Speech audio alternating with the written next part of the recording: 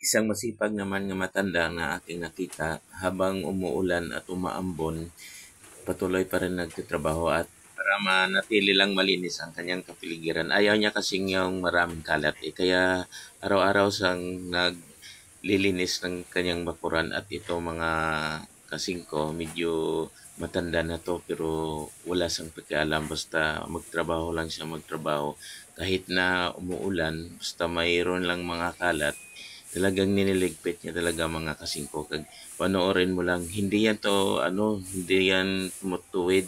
Lagi nga nakayuko mga kasingko.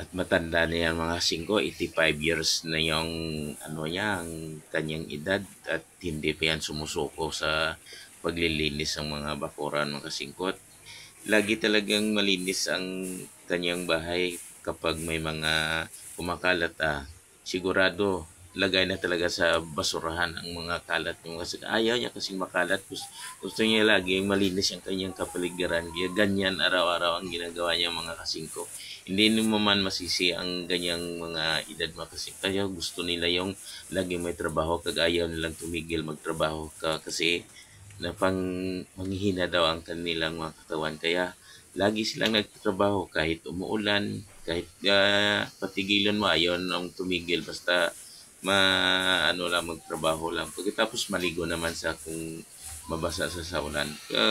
Nag-alala ka lang kasi sa edad niya nga 85 matanda na natakot ka baka sa matipalo o kung anong kalagayan ang mata mo niya sa palaging ganyan kag kuba-kuba na yan mga kasingko kag hindi na yan matuwid yung kanyang likod. Kapag maglakat na kuba-kuba talaga siya mga kasingko at naawa nga ako pero ganyan talaga. Hindi niya mapigilan ang kanyang sarili maglinis ng araw-araw pero mabuti na ron may ginagawa sa wala pero saludo ako sa kanya mga kasingko.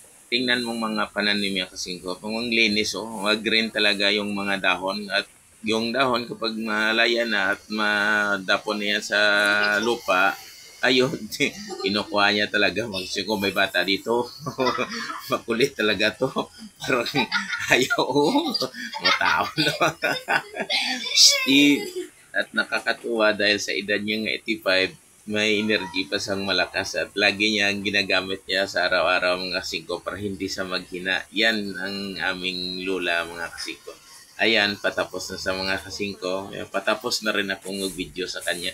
Hinayaan ko na lang siya nga matapos. Hindi ko na lang sa kinausap.